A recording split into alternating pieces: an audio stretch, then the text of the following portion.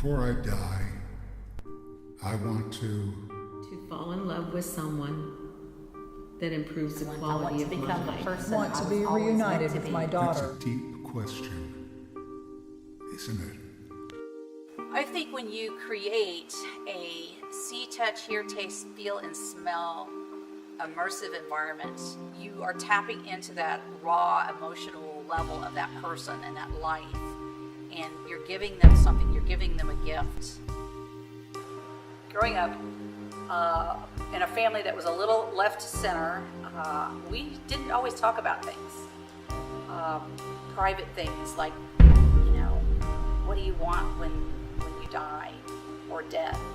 And my mom at age 42, I was 20 at the time, got lung cancer. And it was a very defining moment in my life. And there was really nobody there on an adult level to help me with that, my grief and the pain and the loss. And so for many years, I kind of struggled with that. I kind of was pushed up to the edge of life, it felt like, when my mom passed away, because there was an order that I thought in my own mind as a little girl that first you would probably lose your grandparents and then your parents. So something was way out of order for me. Before I die, I want to conquer my fears. People don't want to talk about death.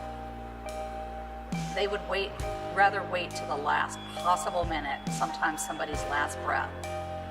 And what they don't realize is when that happens, they haven't covered the information that they might need to make some good, educated choices on once their loved one is gone. What would they want?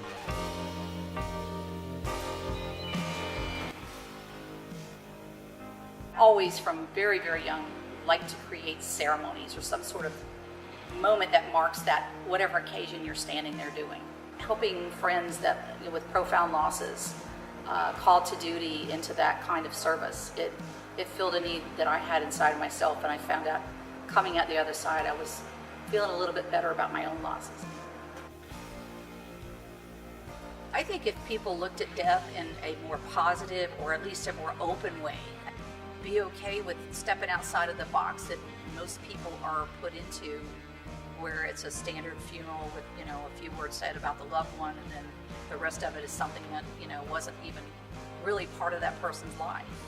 I attended the school Celebration Foundation and Institute in Montclair, New Jersey. The difference for a celebrant as opposed to, say, a regular officiant, for me, and the way that we were instructed in school, our hallmark is storytelling.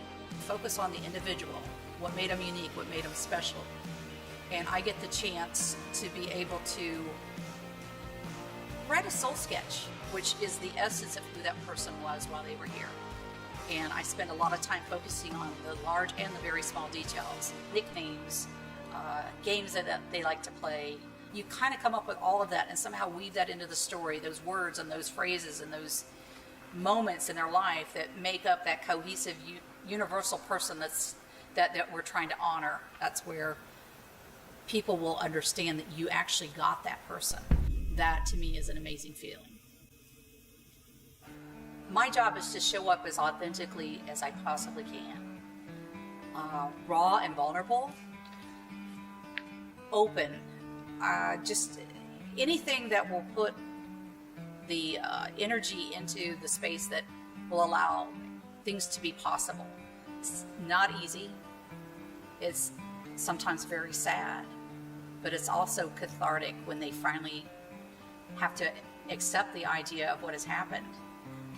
It helps kind of move them into the next stage of the grief.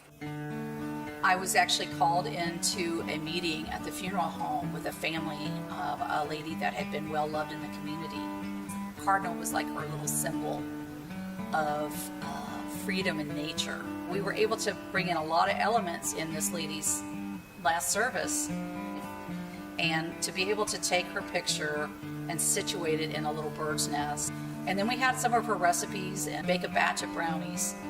Put that smell in the room that I think everybody said we're home, we're grandmas. And they come up to me and tell me what a great job I did, or that I captured that person's essence. And they're speaking my language when they talk like that anyway, because I think in terms of soul and essence when I do this work. The Before I Die wall starts the conversation about how finite your life truly is. This man walks up with his daughter, and he just reaches down and he picks up a piece of chalk and he starts to write. And then I came out alongside of where he was standing, and what he wrote took my breath away. And it said, before I die, I want to combat my PTSD. And by the time I turned around and looked at him, he had tears running down his face. He had been out of combat for over 12 years, and he had been locked in his house. And that particular night was the first time in 12 years that he left his house. The Before I Die wall started with an artist out of New Orleans named Candy Chain. It opened up their minds to a conversation that should be happening in our community. Before I die, I want to, and then you fill in the blank. Out of all of the posts, probably 97% of them didn't want stuff. They wanted an experience, a life experience. You know, I think that was the first spark of them knowing that there is somebody really strange in their community trying to start something.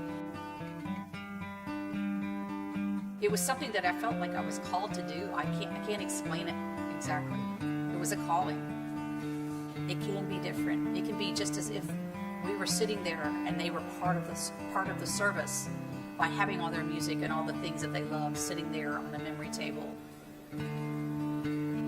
By being a celebrant, I am actually living and breathing and walking and talking my actual legacy. I think if the day comes when I'm no longer here, I will have lived a fulfilled and wonderful life, or at least my standards of it.